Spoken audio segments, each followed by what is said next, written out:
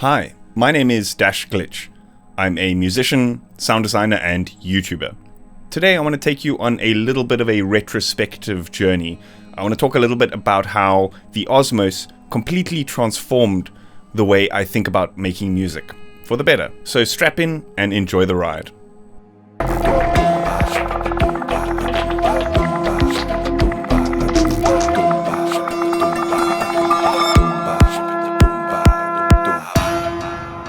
In a world which is becoming so heavily reliant on AI, feeling is objectively the one thing that separates us humans from robots. Being able to express those feelings through music and art is truly a special thing that I think only humans can truly tap into. The Osmose helped to remind me of how important that expression and nuance is in music, because it created that direct link between my fingertips and the sounds that I was creating.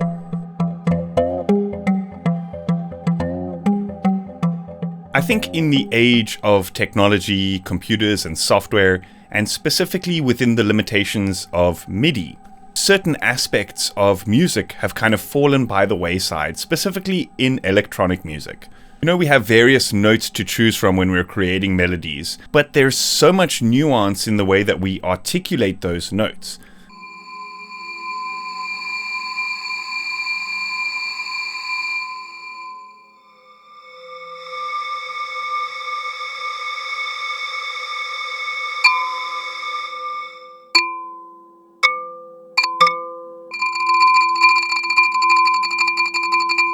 That articulation and nuance can open up the boundaries of musical expression, so we're no longer just limited to those 12 semitones to choose from, and we can articulate each of those semitones in various different ways. You know, we can roll and slide to different notes, and each of those can tell a story and can express the feelings of the artist or the musician in various different ways. Of course, because the Osmose has such a huge focus on expression, just playing with the sounds in the Osmose reminded me of how fun and how nuanced a performance can be. Just playing a single note and articulating it in various different ways just reminded me of the importance of play in music, of just having fun and just expressing yourself rather than worrying about what notes we're choosing, what scale we're in, just go with the flow. And I think that the Osmose really reminded me of that. So I want to make a couple of comparisons to traditional musical instruments. And also, I just want to remind you that I'm by no means a virtuoso. And I think that is also one of the discoveries that I think was truly important, because I've kind of always been a little bit scared to just pick up an instrument and play, because I didn't really know what notes to choose and that kind of thing. But the Osmose kind of reminded me that it doesn't matter. You know, just pick a note and articulate it in various different ways. And there's also so much musicality and musical expression in that. So here I've got a Native American style flute. I want to make the example of how we can take a single note and just articulate it in several different ways to create that musical nuance. So with these traditional flutes, you have various different ways of, you can overblow it, which is increasing the pressure at which you blow through the flute, and that often creates an upper harmonic. You can also do it to the extreme, where you kind of like you kind of spit, not spit, but you kind of spit air into the flute, and then that goes into the third harmonic as well. And you can also do things where you flutter your tongue to create all sorts of articulations.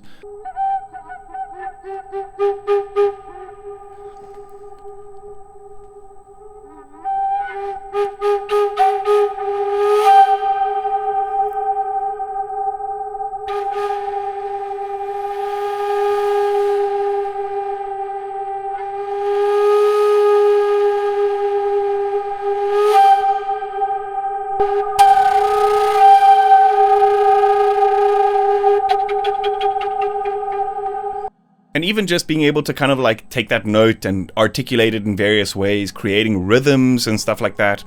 It's super expressive and super creative and just fun to play with. So if we jump over to the Osmose, I have the preset tin whistle, which is part of the factory presets, loaded up here. What I'll do is I'll just pick a single note and we're going to play with the articulations of that note.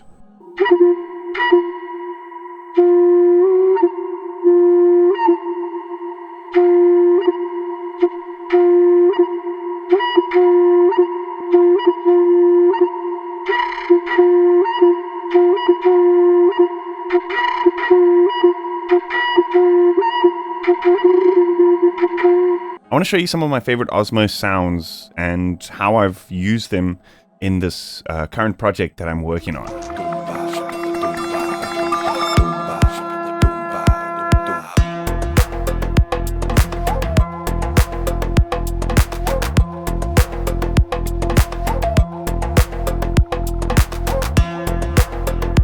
So the first one is called Sigh Squelches, obviously. And the reason why I really like this one is that you can play it in a very interesting way. You can almost, I call it bouncing, where you kind of find the sweet spot. And then it's not really about the motion in your fingers. You're kind of just using your wrist to kind of like bounce the sound. Check this out.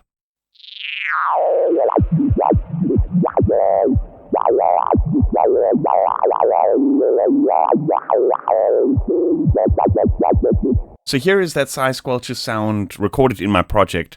What I did is I just recorded myself playing around and then chopped out my favorite parts. And then I processed it a little bit. So the main things here are a trance gate and a delay. And that kind of chops the sound up into little rhythmic bits and adds that extra tail onto the end of it.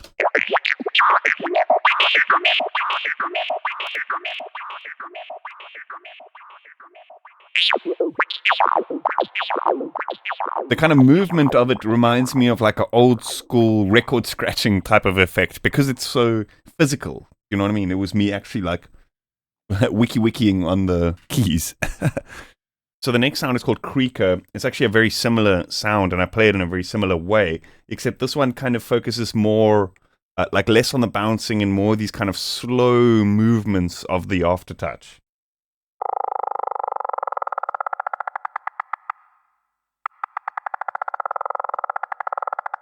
So with this sound, I didn't do too much processing. I guess I just added a little bit of EQ, some delay, and then a panning with a bit of LFO just to give it that kind of movement in the stereo spectrum.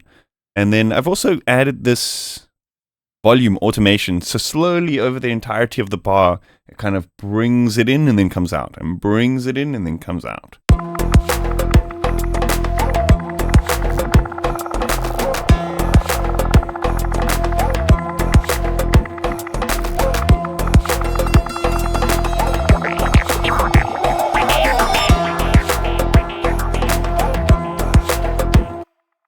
So the next sound is beaked hang. I really like this because there's a lot of different expression that you can do in the tapping of the sound, but you can also press it in slowly to kind of get an almost bow string-like sound as well. So it's really good to kind of like use as a transition because you can kind of like bend between both worlds. You can kind of do a bit of a pluck sound, a bit of a bowed sound, and you can kind of play them together.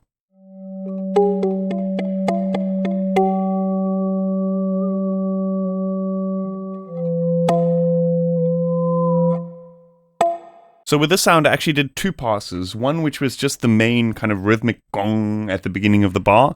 And then I did another one where I just played just random just leading up to that kind of gong.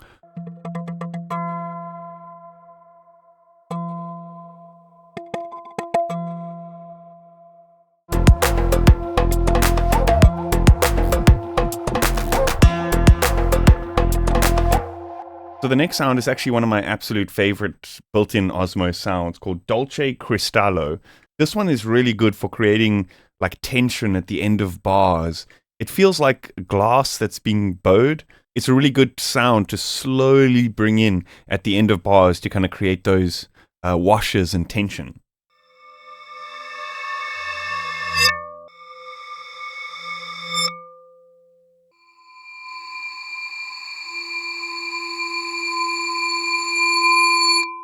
So like I said, this sound is really, really good to kind of create these tension washes at the end of bars to create a transition or to just lead it into the next bar.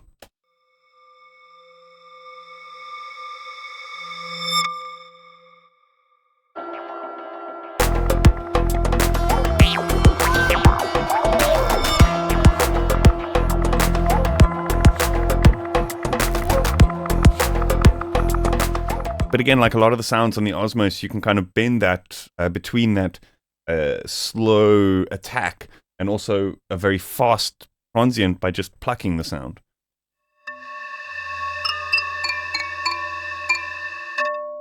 So the next sound is model string wind. I really like this because you can kind of strum between different harmonics. Kind of like how I was explaining with the Native American style flute, where if you overblow it, you get that extra harmonic. You can kind of play this like you're strumming different notes of a guitar.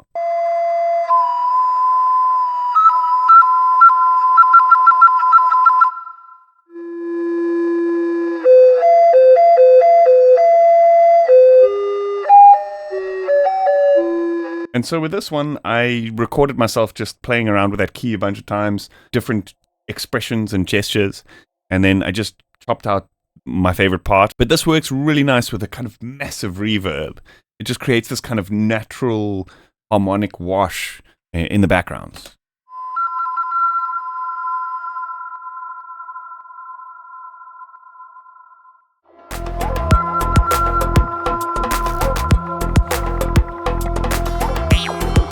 So my next favorite sound is the tender stuck. So this I use very similarly to the Dolce Cristallo, where it's really good at the end of bars to just create that kind of tension rise. It's a particularly brassy sound, so it can give you that really orchestral kind of big brass, you know, that is used in a lot of cinematic kind of sounds.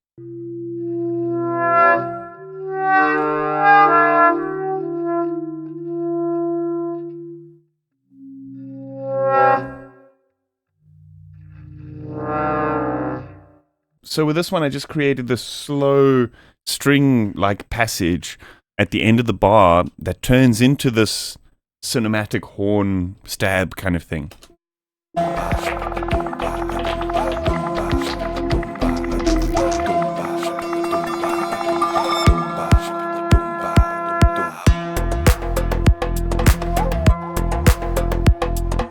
Okay, the next sound I want to show you guys is called Etheri. And this is a kind of pad-like sound, but when you really press into the key, it adds these kind of twinkly magical sounds into the mix. This is really cool to just kind of add like a bit of a celestial pad into the background of an arrangement to kind of space things out a little bit.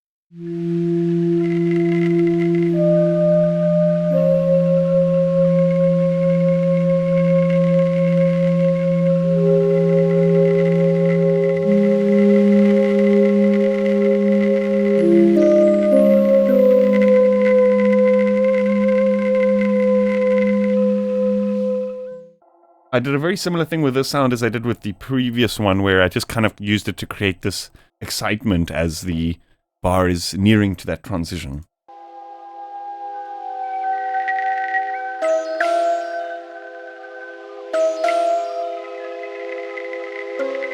Okay, so the last sound that I want to show you guys is called Carbon Marimba. So this one is really cool, again, because you can get that really plucked kind of transient, but you can also get that bowed sound by slowly pressing into the keys. Check this out. So we have the traditional kind of marimba sound.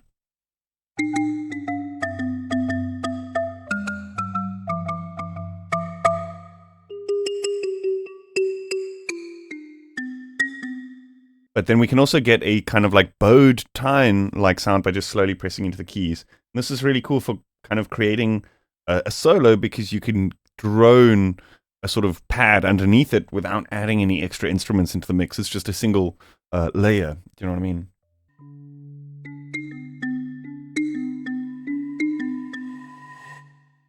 So with this sound, I recorded in a passage, and as you can see, I've quite heavily edited it because my timing wasn't the greatest, but I wanted to capture every single sound. I didn't just want to record a sample and then resample that in the DAW, because every single hit had that kind of slightly unique sound because of the different way that your finger hits the key. You know what I mean?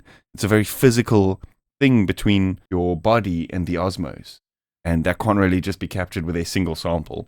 So I wanted the entire passage. Then I put a bit of filter and some delay and some reverb on that sound.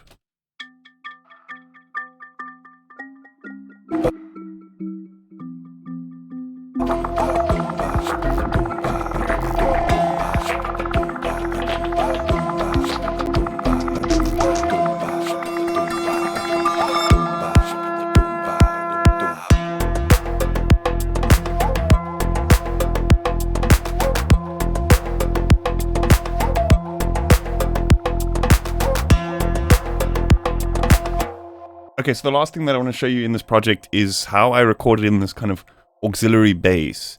If we actually dive into the MIDI clip, you can actually see there's these pitch bends happening here.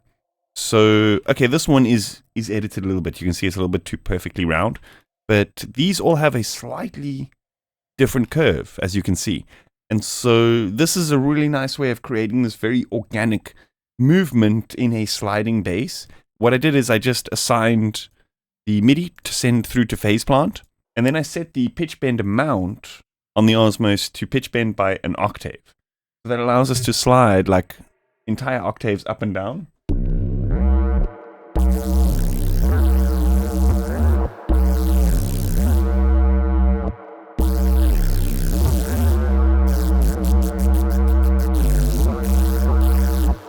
And then I also assigned the MPE timbre to add a little bit of extra noise into that ring mod setup that I've done with Phaseplant here.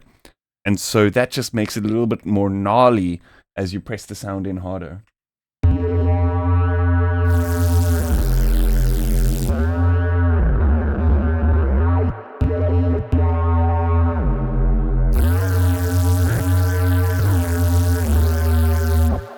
So yeah, I just recorded a couple of takes of that MIDI and then just chopped up my favorite version and then added that into the original sort of rolling bass that I had created for this track.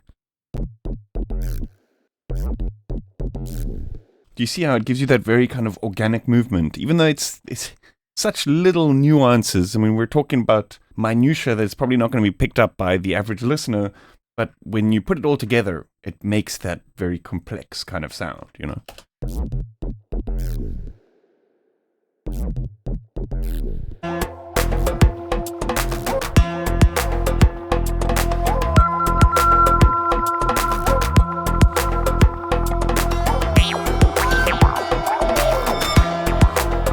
Okay, that's about it for today. I hope you guys enjoyed my little retrospective journey through how the Osmose kind of completely changed the way I think about creating music. Huge thanks to the folks over at Expressive E for having me over on their channel. If you folks aren't already following me over on YouTube, definitely head over there and check out my channel as well. And yeah, thanks for tuning in. Let me know your thoughts, how you stay expressive when creating music. And yeah, let me know all that stuff down in the comments, and I hope you enjoyed the video. I'll see you guys next time. Cheers.